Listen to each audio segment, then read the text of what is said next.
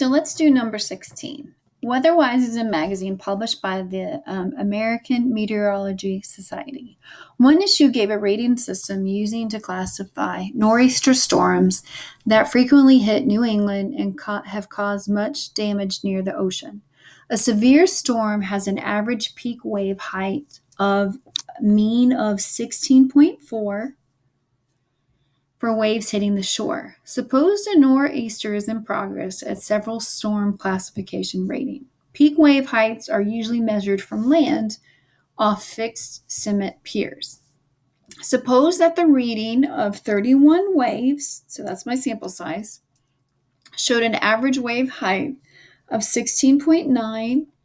Previous studies have indicated that the population standard deviation is 3.5 feet. Does this information suggest that the storm is increasing above the severity rating? Use a level of significance of 0.01. Okay, so what's my level of significance? I can just go grab it here and put it in here. Okay. All right, so it said it was increasing. So I'm going to use that in my alternative. But remember, I need to go use what the average was. So again, my null is always equal, and my alternative would be greater than that. So there is the greater. Okay.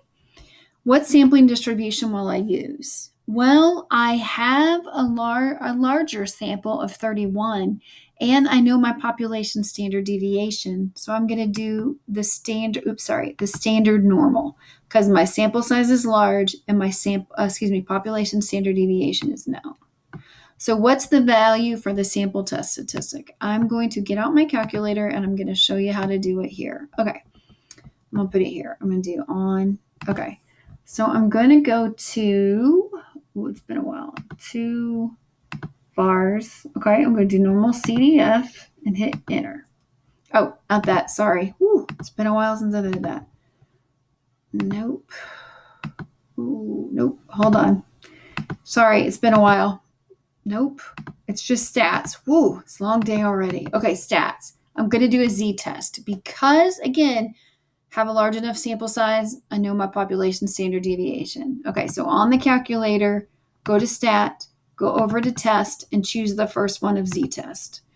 All right, I'm going to go over and hit enter so that the stats blinks at me. Okay, population mean was 16.4, and that's what I use in my hypotheses.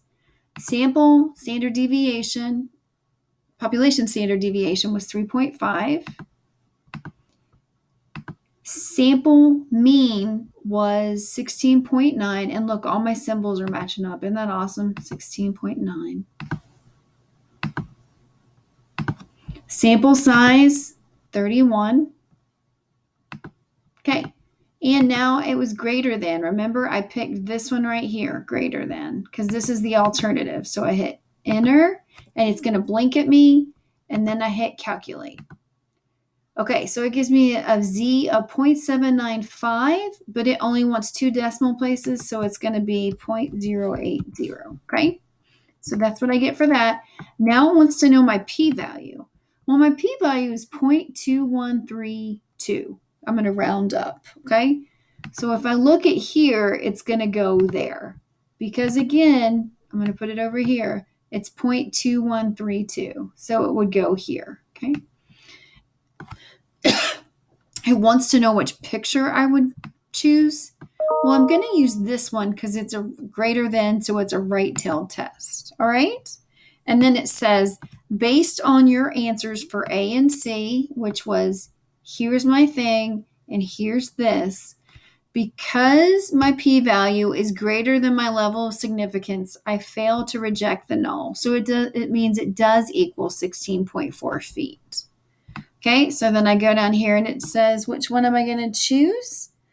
I'm going to choose that I fail to reject the null because the data was not statistically significant.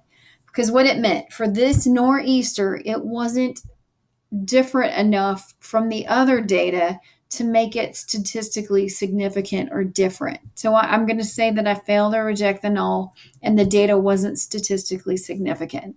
So that means there is insufficient evidence at the 0.01 level to conclude that storms are increasing above the severity rating. And that's all we did in that problem.